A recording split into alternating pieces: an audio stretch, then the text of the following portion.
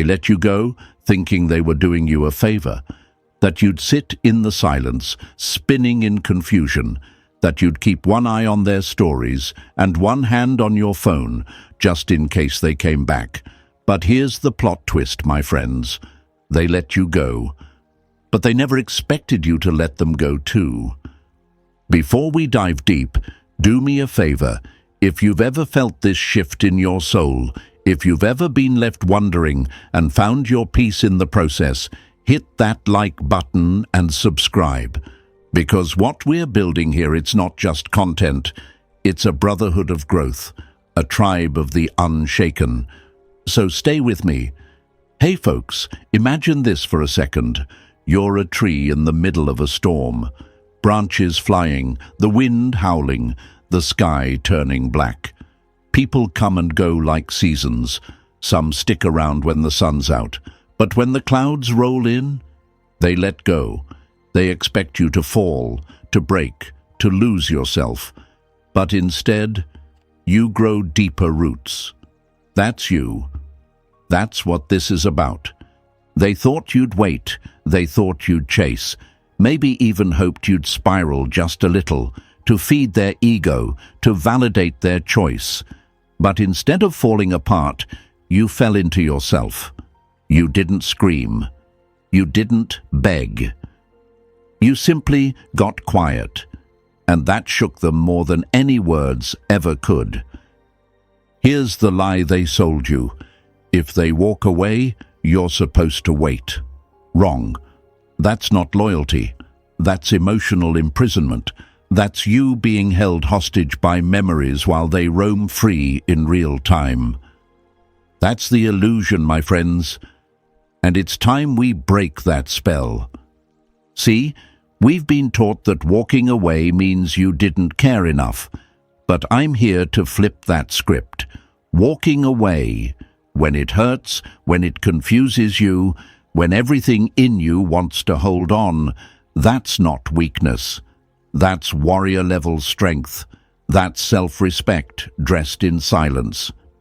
That's what Stoicism looks like in real life. And listen to this. Epictetus once said, "Freedom is the only worthy goal in life. It is won by disregarding things that lie beyond our control." You hear that? Freedom isn't in fixing them, chasing them, convincing them to stay. It's in letting go of what's already slipping away.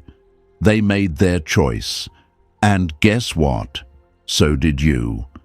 You didn't need to announce your exit. You just left. Emotionally, mentally, spiritually. You didn't leave breadcrumbs. You left peace. You gave them exactly what they never expected. Your absence. Not because you're bitter, but because you finally got better. And don't get me wrong, it's not easy. It's not glamorous. Letting go feels like pulling roots from the soil of your own soul. But once it's done, once the dust settles, there's this stillness, this clarity, this unexplainable power that fills your chest, and you realize they didn't just lose someone who loved them. They lost someone who would have gone to war for them. But now, you go to war for yourself. My friends, this is the moment, the turning point. The chapter where the pain becomes power, the silence becomes strength, and your presence becomes a privilege, not a promise. So if you're with me, if you've felt the shift, if you've let go without bitterness and stood taller because of it, drop this in the comments right now. I choose peace. That's it. Just those 3 words. Let it be your reminder, your flag, your energy. And don't forget, tap that like button, subscribe, and stay with me, because we're just getting started. 1. You didn't fight for a place you were already being pushed out of. Never beg for a seat at a table where you're constantly asked to prove your worth. They won't say it out loud, but they were hoping you'd fight for it. For them, for the connection, for the illusion. They gave you mixed signals, silent treatments, cold energy wrapped in fake warmth, and somewhere inside, they were waiting to see if you'd still beg to stay. But you didn't, and that's what changed everything. Imagine walking into a room where the light slowly dims every time you speak, where the walls close in just a little more every time you try to express your truth. And the people in that room, they act like you're imagining it. They tell you you're too sensitive or you're overthinking it. And yet, you feel it. You know the air isn't the same. Something inside of you is shrinking to stay. That's not love. That's slow erosion. And you're not a man built to erode. You're built to expand. So when they let you go, or when they started pulling away without ever saying it, you could feel it in your bones. And here's the part they never expect. Instead of knocking harder on the door that kept closing, you stopped knocking altogether. You didn't fight for a place that was already rejecting your presence. But let's be honest here, my friends. That decision isn't easy. There's a moment of fear that grips you like a cold wind down your spine. The questions start swirling. What if I'm giving up too soon? What if they come back and I'm not there? What if they really did love me, but just didn't know how to show it? That's the fear talking. That's the echo of every old wound whispering that you don't deserve certainty, that you should settle for confusion, disguised as love. But let me tell you something. Real love doesn't hide behind maybes. It doesn't punish you with distance. It doesn't make you feel like you have to audition every day just to stay relevant. That's not love. That's emotional captivity. And the lie is that if you walk away, you'll lose something precious. But what you're actually doing is saving something even more sacred, yourself. You see, most people stay longer than they should because they confuse fighting for someone with fighting for love. But Stoicism teaches us something radically different. Marcus Aurelius said, "You have power over your mind, not outside events. Realize this, and you will find strength." You can't control how they feel. You can't control if they stay, if they change, or if they finally recognize what they had. But you can control your response. And walking away from what drains you, that is power. Still, I get it. You wanted it to work. You wanted to be enough for them to stay. But if someone needs to lose you to finally see your value, was your value ever really seen to begin with? That's the hard truth. But it's also the beginning of freedom. Leaving doesn't always look like slamming doors and raised voices. Sometimes it looks like sitting in the silence and realizing that you're the only one still trying. And then you just stop, quietly, strongly. You choose peace over proving your point. You stop bleeding just to keep something alive that's already flatlined. That choice, it doesn't come from pride. It comes from knowing who you are and what you deserve. And when you do that, when you choose not to fight for someone who's already given up on you, it shocks them, because they were counting on your fear to keep you hooked. They never expected your silence to be your goodbye.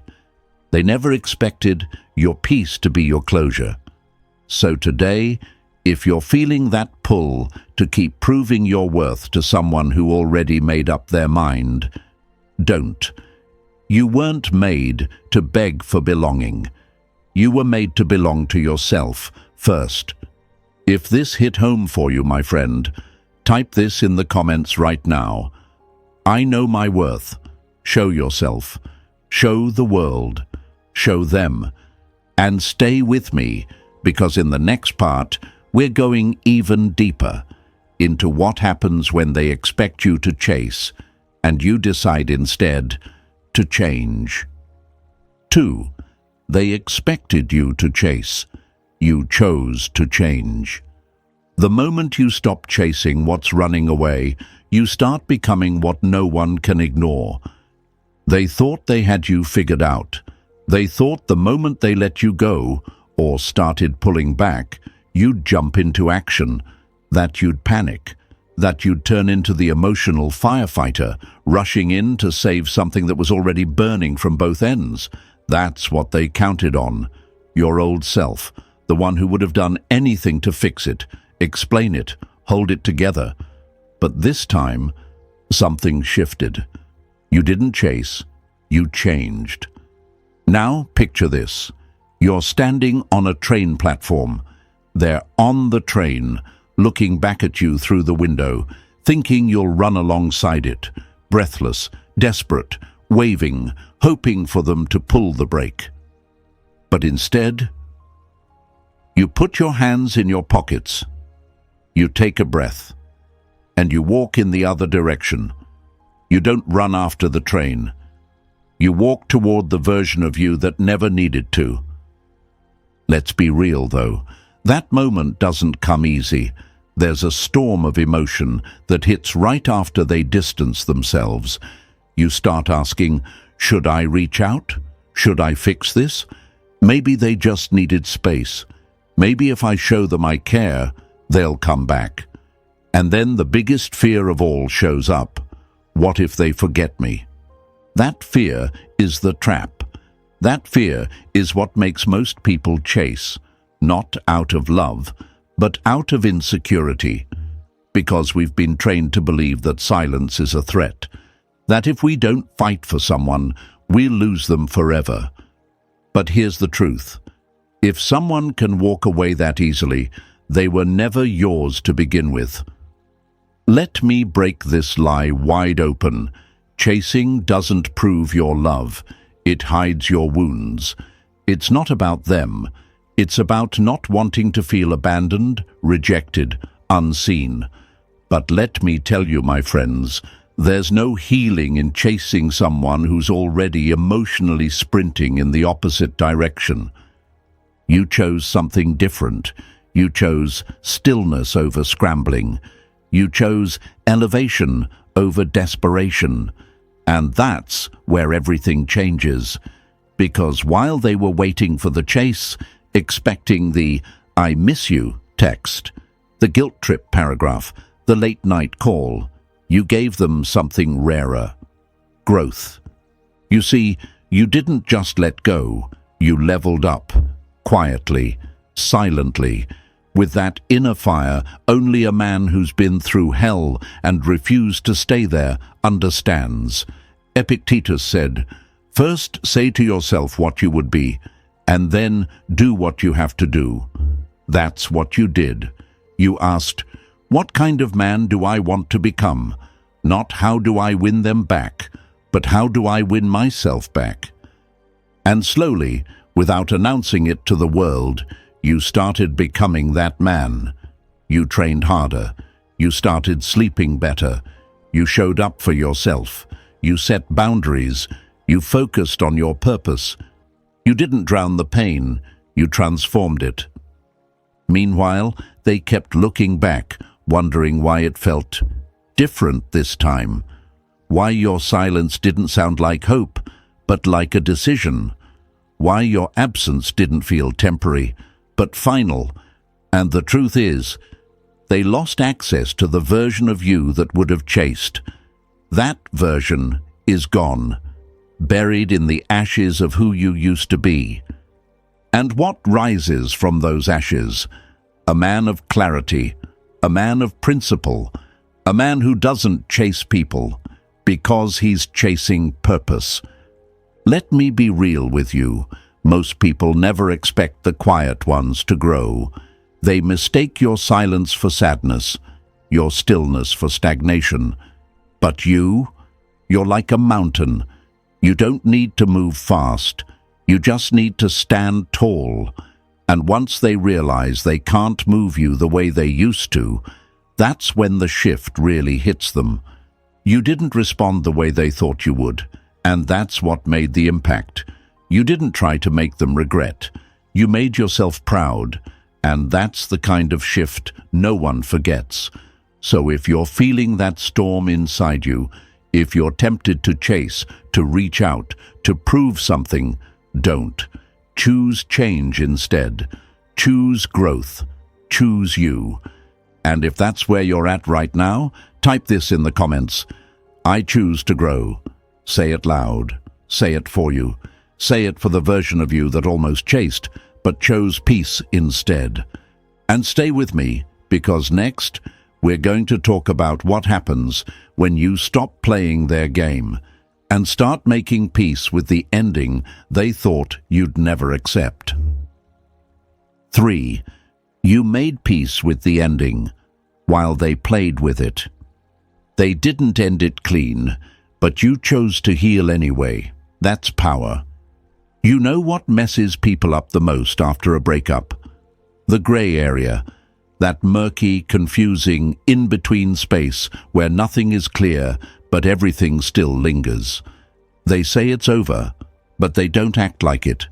They pull away, but they don't let go completely.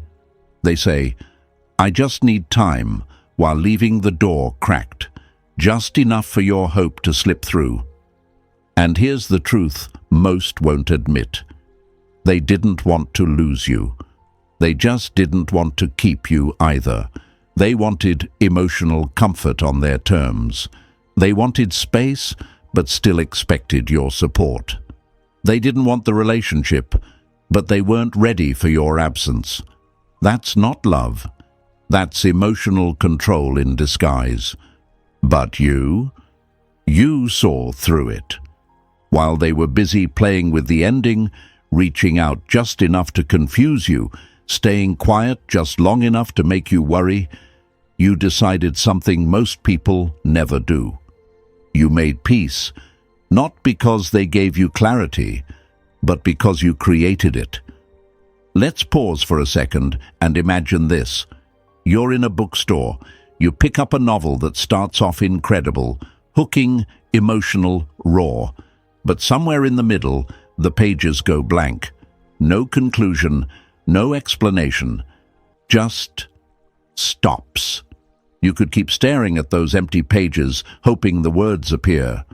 Or you could close the book, take a deep breath, and walk away. Not because the story wasn't meaningful, but because your time is. That's exactly what you did. You stopped waiting for an ending that made sense. You stopped waiting for them to wrap it up neatly, to give you the closure, the confession, the "I'm sorry," because somewhere deep inside you realized you don't need their words to heal. You need your decision. My friends, this is where most people stay stuck. They chase closure like it's a finish line that will make the pain disappear. But that's the lie. That's the trap. And you broke it. Seneca said, "We suffer more in imagination than in reality." That's what happens when you romanticize closure. When you believe that if they just said the right thing, all the pain would disappear. But most times, the words never come. Or worse, they come, and they don't fix a thing. You didn't fall for that illusion. You didn't text, "Can we talk?" You didn't beg them to explain themselves. You didn't send one last emotional essay hoping to unlock peace. You simply accepted what was. Their silence? That was your answer. Their hesitation? That was your clarity. And I know that's hard. I know how badly you wanted them to just be honest. To tell you why. To admit they messed up. But wanting that, chasing that, it only ties you tighter to the wound. And you were ready to let go. Because you finally understood something powerful. Closure doesn't come from them. It comes from you, from your ability to sit with the pain, face the truth, and still choose to walk forward. You see, while they were keeping one foot in your life and one foot out, you closed the door. Not out of spite, not with drama, but with quiet conviction. And they didn't expect that. They thought you'd wait around in the what if. But you didn't. You stepped into the what's next. Let that sink in. You didn't heal because they made it easy. You healed because you made a decision to protect your peace, even if it meant walking away without a final conversation. That's rare. That's discipline. That's Stoicism in action. And now, you're free, because you stopped needing someone else to explain your worth to you. You stopped needing them to validate your pain. You stopped handing them the power to decide when you get to move on. That's when everything changes. So if you're in that space right now, if they're giving you breadcrumbs, if they're keeping things blurry, if they're not ready, but still want access to your heart, walk away anyway. Don't wait for closure. Be it. And if that's your decision today, I want you to drop this in the comments right now. I choose clarity. Say it. Own it. Show them, show yourself, and show the world that you don't need an apology to heal. You just need the courage to choose peace. And stay with me, because next we're going even deeper, into the moment when they go silent, and you respond, not with desperation, but with stillness. And that's when the silence speaks louder than anything you could have said. 4. You accepted the silence and answered it with stillness. Silence isn't empty. It's full of the truth you've been avoiding. There's a silence that cuts deeper than words ever could. You know the one I'm talking about. It doesn't announce itself with arguments or slamming doors. It just arrives. Slowly, quietly, like fog rolling in over a field. No explanation, no clarity, just distance. And while they thought that silence would leave you chasing, crying, clinging, you did the opposite. You met their silence with stillness. And that, my friends, is what they didn't see coming. Picture this. You're standing in the middle of a lake at dawn. Everything is still, not a ripple, not a breeze, not a sound. And then, out of nowhere, someone throws a rock in, disturbing the peace. That's what their silence felt like at first. Confusing, jarring, it created waves.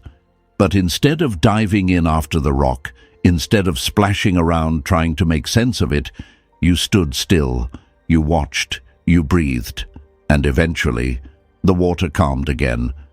So did you. Most people panic in silence. They fill it with noise. They send texts. They overthink. They spiral into what-ifs and maybe if I just say this one last thing. But you didn't. You stayed still. Not because you didn't care, but because you cared enough about yourself to not disturb your peace any further. They wanted to create uncertainty, whether they meant to or not. They wanted you to wonder. They wanted you to sit there in that emotional waiting room, staring at your phone, thinking, maybe they'll reach out today. But you didn't wait in limbo. You took a seat in your own mind and said, if they can go quiet, I can go deeper. That's the difference between reaction and response. Most people react to silence with fear, but you responded with stillness, discipline, and intention. And that silence, your silence, it started saying things louder than any message ever could. You didn't send the "I miss you" text. You didn't post a story just to get their attention. You didn't beg for their presence. You just let the silence speak for you. And what it said was powerful. I don't chase confusion. I don't need noise to feel whole. I don't shrink in your absence. I expand. Epictetus once said, it's not what happens to you, but how you react to it that matters. And your reaction? It was calm. It was clear. It was controlled. You didn't let the silence shake you. You let it sharpen you. But let's not pretend it was easy. Let's not lie to ourselves here. Silence triggers every fear we've got stored deep inside. Am I not enough? Did I do something wrong?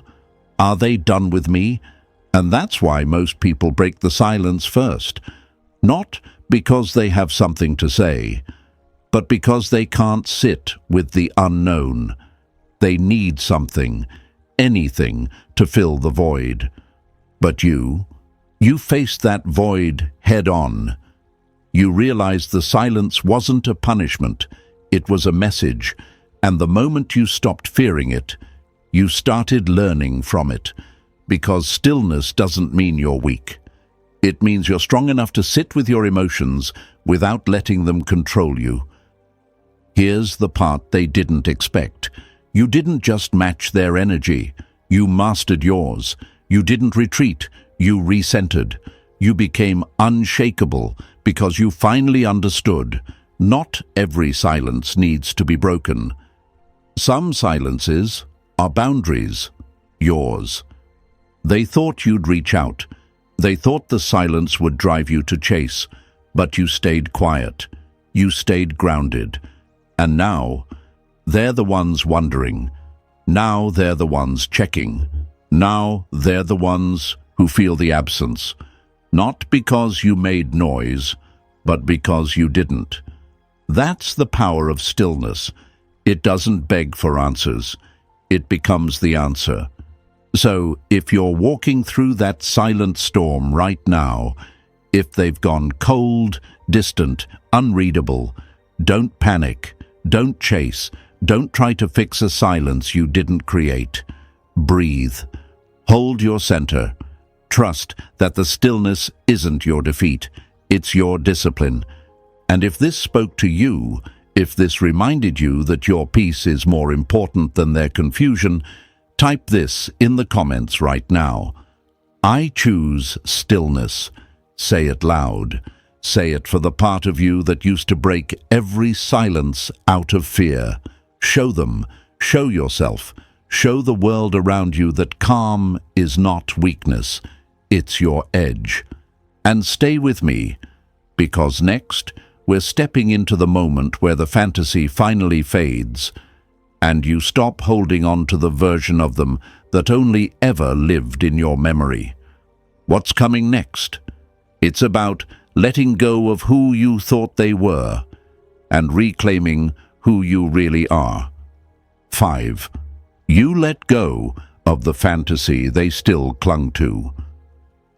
Sometimes we don't miss the person, we miss the illusion of who we thought they were. Let's be honest, my friends. After someone lets you go, what really keeps you hooked isn't their silence. It's the story you keep telling yourself. You don't just miss the late-night talks or the way they looked at you when things were good. You miss the dream, the fantasy, the version of them you built in your mind. And here's the kicker. They often miss that fantasy too. Not you, but the role you played in their ideal image of themselves. It's wild how two people can be in the same connection, but one's living in reality, and the other's living in a highlight reel. You remember the moments when they made you feel seen, wanted, important. They remember the way you made them feel adored. They let you go because they didn't want to commit to the real, complicated, evolving you. But they still hold on to the fantasy that they were the one you'd never outgrow, that you'd always be in their orbit, available, idealizing, waiting. But then you let go, not just of them, but of that version of them, the one who only existed in the best moments, in filtered memories, in the movie trailer of your mind. And that's where the real healing begins. Let me paint a picture. Imagine carrying around a portrait of someone, something beautiful, painted in your favorite colors, with perfect lighting and no flaws. You look at it every day. It comforts you. But one day, you realize something. The person in front of you never actually looked like that. It was your hand holding the brush the whole time. That masterpiece wasn't them. It was your hope wearing their face. And when that truth hits, it stings. Because we don't just grieve the person, we grieve the potential, the could have been, the maybe one day. We grieve the dream. And letting go of that? That's what breaks most people. That's what sends them back. Not because they want the person, because they can't accept the death of the fantasy. But you did. You faced it head on. You said, "This version of them I keep clinging to, it's not real. It never was." And that level of self-honesty, that's rare. That's powerful. Marcus Aurelius said, "You must understand that the only thing under your control is your own mind." You stopped controlling the narrative. You stopped rewriting scenes that didn't deserve a sequel. You stopped playing back the greatest hits while ignoring the red flags that kept waving at you like sirens. Because the truth is, the fantasy is comfortable. It's warm, it's safe, but it's also a trap. It keeps you tied to someone who doesn't exist anymore, maybe never did. It keeps you replaying the story instead of writing a new chapter. And they didn't expect you to drop the fantasy. They still wear it like a cloak, even if they were the one who broke the connection. They still think you'll remember them the way they wanted to be seen. But now, you don't. You see them clearly. And clarity, that's freedom. You stopped checking their page. Not because you didn't care, but because you stopped looking for signs that matched the story. You stopped decoding their silence. You stopped trying to squeeze meaning out of meaningless actions. You stopped holding on to the illusion that they were the one just because the beginning was good. And when you did that, you stepped into something stronger than love. You stepped into truth. You didn't let go because you stopped loving. You let go because you started accepting. And that's where peace comes from. So if you've been sitting in the memory of someone who doesn't align with the present version of them, it's time. Not just to let go of the person, but the pedestal, the story, the dream. Because you can't rise while dragging dead weight, especially when the weight isn't even real. If this hit you, if you're finally choosing to let go of the illusion, not just the individual, then type this in the comments right now. I release the fantasy. Say it for you. Say it for the part of you that's tired of holding on to something that was never built to last. And stay with me, because next we're going deeper into the power of disappearing. Not for attention, not for revenge, but for your own resurrection. When you stop leaving the door open and just walk away without a sound. That's when the real shift begins. 6. You didn't close the door loudly. You just didn't leave it open. Power doesn't always roar. Sometimes it's the quiet decision to walk away and never look back.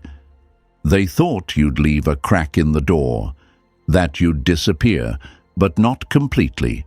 That maybe, just maybe, you'd still be watching their stories, still liking their posts, still checking in with a casual, "Hope you're doing okay."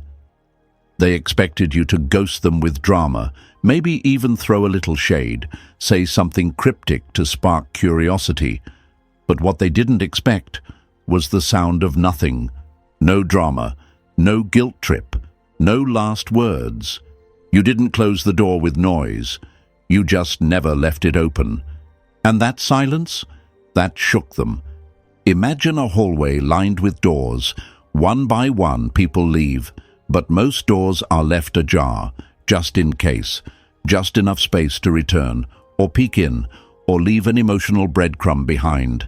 Now imagine your door, closed, clean, quiet, no anger, no mess, just stillness.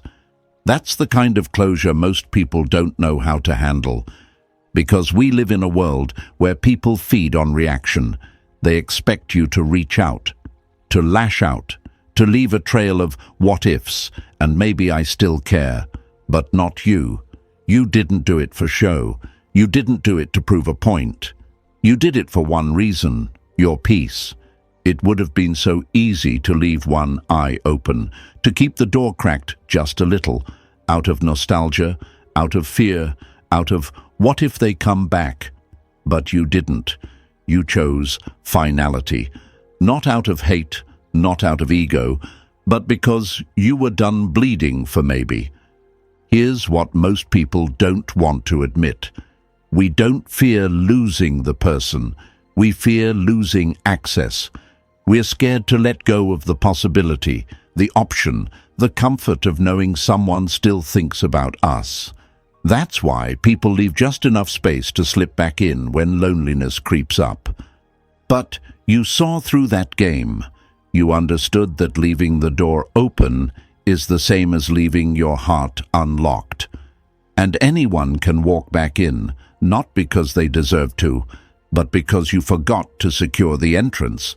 And a man who values his peace locks the door behind him.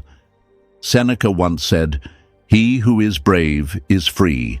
And make no mistake, it takes bravery to walk away without leaving a trail. It takes courage to choose stillness over attention. But you did it, quietly, calmly. And that silence, that was louder than any goodbye could have ever been. Let's not pretend this was easy. There were nights when you wanted to break the silence, moments when your fingers hovered over your screen, tempted to type something. But then you remembered. You didn't walk away for them. You walked away for you. And while they may have expected fireworks, you gave them fog. While they were waiting for a dramatic scene, you gave them peace. That unsettled them, because people don't know what to do when you don't perform, when you don't react, when you don't give them the emotional fuel they were banking on. That's when the real silence begins. Not yours, theirs. The silence of wondering why you're not checking in, why you're not holding space for their uncertainty, why you're not playing the waiting game they assumed you'd always be in. And suddenly, your stillness becomes their echo. You didn't slam the door, you didn't burn the bridge, you didn't throw accusations, you just stopped being available. And that quiet, respectful, unshakable energy, that speaks volumes. So if you're in that place now, fighting the urge to reopen that door, to leave a little space, to check in or wait for a sign, don't. Choose silence, choose peace, choose closure without chaos. Because when you don't leave the door open, something powerful happens. You open a new one for yourself. And if that's the decision you've made, I want you to write this in the comments right now.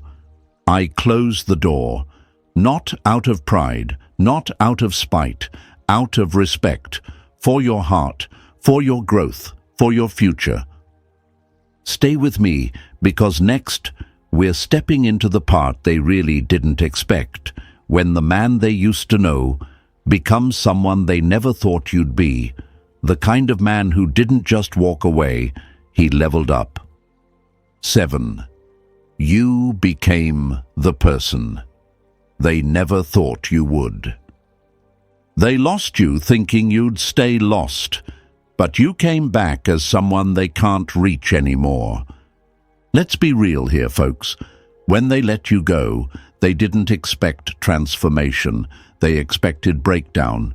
They thought you'd be stuck, curled up in your room, replaying every conversation, scrolling through old photos, checking their socials like a ritual.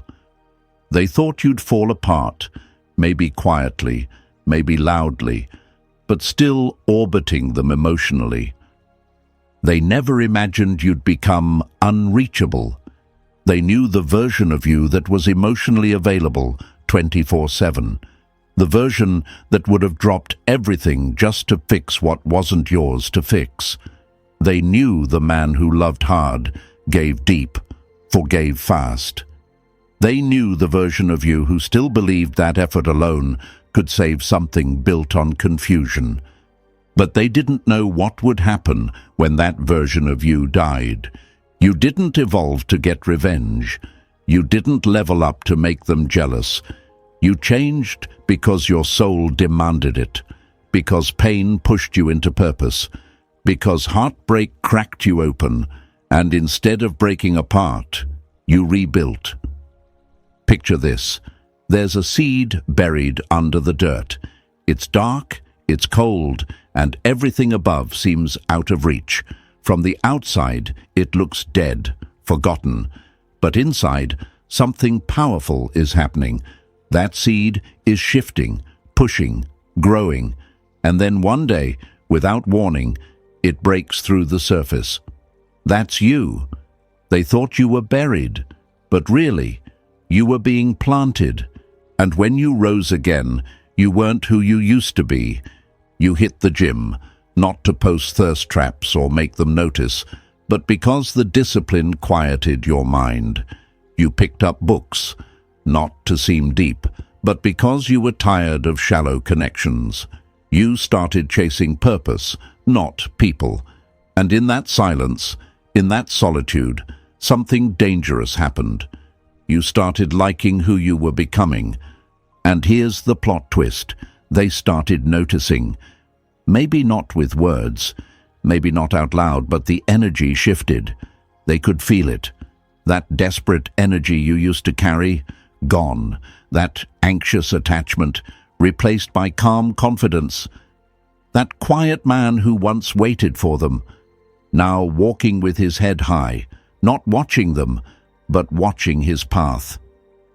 And that's when regret creeps in, because now they're not looking at the man who loved them.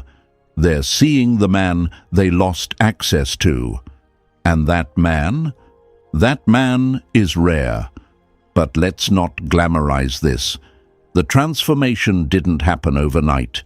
There were nights you questioned everything. Days where it felt easier to go back. Moments where your old habits tried to resurrect themselves, checking their profile, wondering if they were thinking of you. But instead of giving in, you got intentional. You showed up for yourself when no one else was clapping. You chose routine over chaos, purpose over pain, stillness over drama. You didn't need applause, you just needed alignment. Marcus Aurelius said, "Waste no more time arguing what a good man should be one." And that's exactly what you did. You stopped chasing external validation and started honoring your internal truth. You became the man who doesn't need to prove he's valuable. He knows it. He lives it. And now, they can't reach you, not because you blocked them, but because you're no longer on that emotional frequency. You don't vibrate in confusion anymore. You vibrate in clarity, in peace, in power. You became the version of yourself that only pain could introduce you to. And while they're still clinging to the fantasy of who you were, you're walking fully in who you are now. That scares people, not because you hurt them, but because you healed without them. So if you've stepped into that version of yourself, or you're on the path right now, drop this in the comments. I became the man. Say it for the boy you used to be. Say it for the man you're becoming. Say it to show them, show yourself, and show the world. You didn't just survive losing them. You found yourself through it. And stay with me, because what's coming next is the root of it all. The reason you truly walked away. The real reason you let go. Not out of ego, but out of something deeper. something they never expected: self-love. 8. You let go because you loved yourself more. Loving them was hard, but loving yourself enough to let them go, that's what made you unstoppable. Let's not sugarcoat this. Letting go wasn't easy. It wasn't some feel-good self-help highlight reel with calm music playing in the background. It was messy. It hurt. It tore through you like a storm you didn't see coming. But here's the truth, my friends. You didn't let go because you stopped caring. You let go because you finally started caring about yourself. They thought you'd always be there, quietly waiting, emotionally available, checking in, holding space, staying stuck. Because that's what people assume when they mistake your kindness for weakness. They didn't expect the day would come where you'd look at the reflection in the mirror and whisper to yourself, "This is costing me too much." And that's the moment everything changed. Because sometimes walking away isn't an act of ego, it's an act of love. Not for them, for you. Imagine holding onto a rope that's burning your hands. Every second you hold tighter, you lose a little more skin, a little more strength, a little more of yourself. But you tell yourself, maybe if I hang on just a bit longer, they'll come back. Maybe they'll realize I was worth it. But deep down, a voice begins to rise. A voice that doesn't scream, but knows. And it says, let go. Not because you're giving up, but because you're done giving more than you ever received.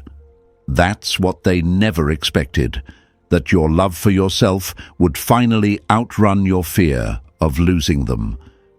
The lie we've all been fed is this, that holding on means loyalty and letting go means failure.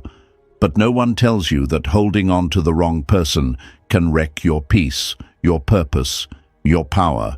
And that's the most expensive kind of love, when you're the only one paying the price. You started to feel it, the heaviness, the constant second-guessing, the silent battles in your own mind, smiling on the outside but exhausted on the inside.